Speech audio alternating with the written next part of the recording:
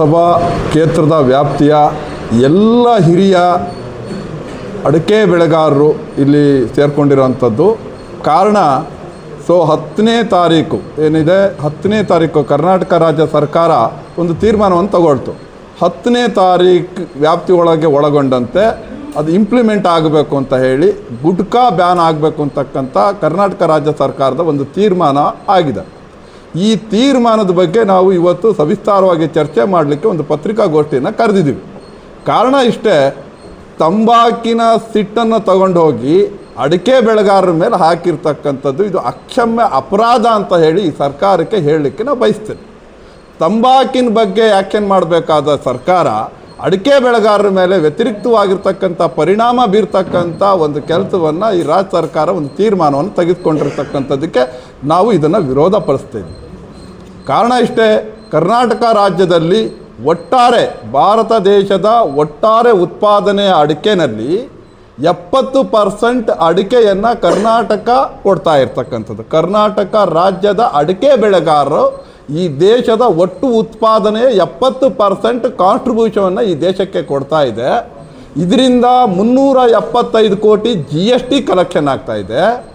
ಇಷ್ಟೆಲ್ಲ ಇದ್ದಾಗ ಇವತ್ತು ಗುಟ್ಕಾ ಬ್ಯಾನ್ ಅಂತಕ್ಕಂಥದ್ದು ಏನಿದೆ, ನಿಕೋಟಿನ್, ಪಾನ್ ಮಸಾಲ ಮತ್ತು ಗುಟ್ಕಾ ನಿಷೇಧ ಏನಿದೆ, ಇದು ಅಡಿಕೆ ಬೆಳೆಗಾರರು ಮತ್ತು ಅಡಿಕೆ ಮಾರುಕಟ್ಟೆ ಮೇಲೆ ವ್ಯತಿರಿಕ್ತವಾಗಿರ್ತಕ್ಕಂಥ ಪರಿಣಾಮ ಬೀರೋ ಕಾರಣಕ್ಕೆ ಇವತ್ತು ರೈತರು ಸಂಕಷ್ಟಕ್ಕೆ, ಅಡಿಕೆ ಬೆಳೆಗಾರರು ಇಡೀ ರಾಜ್ಯದಲ್ಲಿ ಸಂಕಷ್ಟಕ್ಕೆ ಸಿಲುಕ್ತಕ್ಕಂಥ ಒಂದು ಕೆಲಸ ಆಗಿದೆ.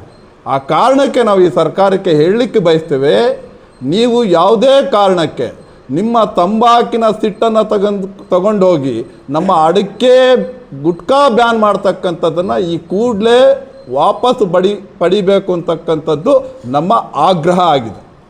ಕಾರಣ ಇಷ್ಟೇ, ಇದು ಕರ್ನಾಟಕದ 15 ಜಿಲ್ಲೆನಲ್ಲಿ 12ರಿಂದ 13 ಲಕ್ಷ ಮೆಟ್ರಿಕ್ ಟನ್ ಅಡಿಕೆಯನ್ನು ಈ ರಾಜ್ಯದ ಅಡಿಕೆ ಬೆಳೆಗಾರರು ನಾವು ಕೊಡುಗೆಯನ್ನು ಕೊಡ್ತಾ ಇದ್ದೀವಿ.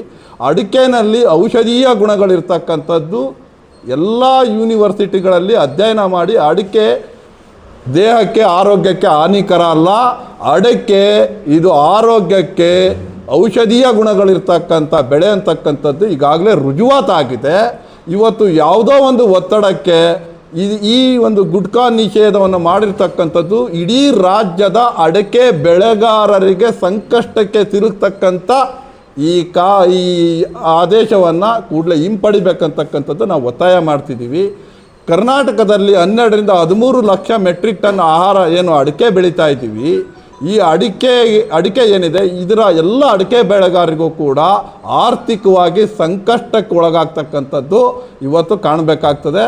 ಇವತ್ತು ಅಡಿಕೆ ಬೆಳೆಗಾರರನ್ನು ಕೂಡ ಆತ್ಮಹತ್ಯೆಗೆ ತಳ್ತಕ್ಕಂಥ ಈ ಏನು ಗುಟ್ಕಾ ನಿಷೇಧದ ಮುಖಾಂತರ ಅಡಿಕೆ ಬೆಳೆಗಾರರು ಕೂಡ ಆತ್ಮಹತ್ಯೆಗೆ ಮಾಡಿಕೊಳ್ಳೋದಕ್ಕೆ ತಳ್ತಾ ಇರ್ತಕ್ಕಂಥ ಕೆಲಸವನ್ನು ಈ ಸರ್ಕಾರ ಮಾಡಿರೋದು. ಈ ಕೂಡಲೇ ಅದನ್ನು ನಿಲ್ಲಿಸಬೇಕು.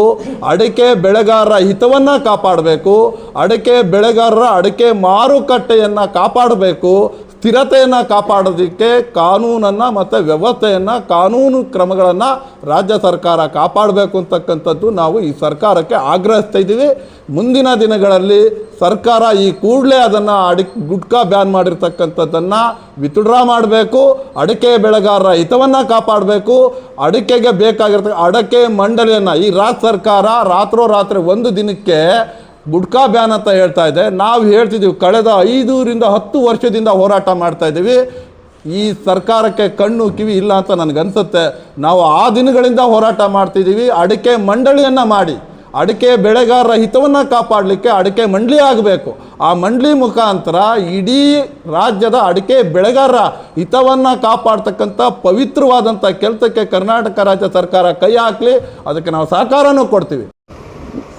ಅವರಿಗೆ ಒಂದು ಸರಿಯಾದ ಸೌಕರ್ಯವನ್ನು ಕಲ್ಪಿಸಿಕೊಡಲಿಕ್ಕೆ ಹೊನ್ನಾಳಿ ತಾಲೂಕಿನ ರೈತ ಬಂಧುವರು ಮತ್ತು ರೈತ ಮುಖಂಡರು ನಾವೆಲ್ಲರೂ ಸೇರಿ ಇವತ್ತು ಈ ಸಭೆಯನ್ನು ಚಿಂತನೆ ಮಾಡ್ತಾ ಇದ್ದೀವಲ್ಲ, ಗುಟ್ಕಾ ಒಂದೇ ಕಾರಣ ಅಂತ ಹೇಳಿ ಆರೋಗ್ಯರಾಗಿ ಒಂದು ಸ್ಪಷ್ಟನೆ ನೀಡಿದೆ. ಸಿಗರೇಟ್ ಸ್ಮೋಕಿಂಗ್, ಪೆಸ್ಟಿಸೈಡ್ಸ್, ಇವತ್ತು ಎಲ್ಲ ಕುಡಿತಿರೋರು ಎಲ್ಲ ಕಡೆಗಳಲ್ಲೂ ರೋಗ ಬಂದಿರೋದು ಪೆಸ್ಟಿಸೈಡ್ಸ್ ಇಂದ. ಸಾಮೂಹಿಕ ವಸ್ತುಗಳನ್ನು ಬ್ಯಾನ್ ಮಾಡಿದ್ರೆ ಎಲ್ಲರೂ ಎಲ್ಲಾ ದೃಷ್ಟಿಯಿಂದ ಸಾಮನ್ನ ಕೊಡೋಣ. ಒಂದು ಒಳ್ಳೆಯದು ಒಂದು ಕೆಟ್ಟದ್ದು ಅಂತ ಹೇಳಿ ವಿಚಾರವನ್ನ ಮಾತಾಡಲಿಕ್ಕೆ ಅವಕಾಶ ಉಂಟು. ಎಲ್ಲರೂ ಮುಗಿಸಿ ನಾನು ಮಾತು ಮುಗಿಸ್ತಾನೆ. ಜೈ ಹಿಂದ್ ಸರ್. ಇದರಿಂದ ಬಹಳ ಇತರ ಇದರಿಂದ ಬಹಳ ಇದಾಗ್ತದೆ.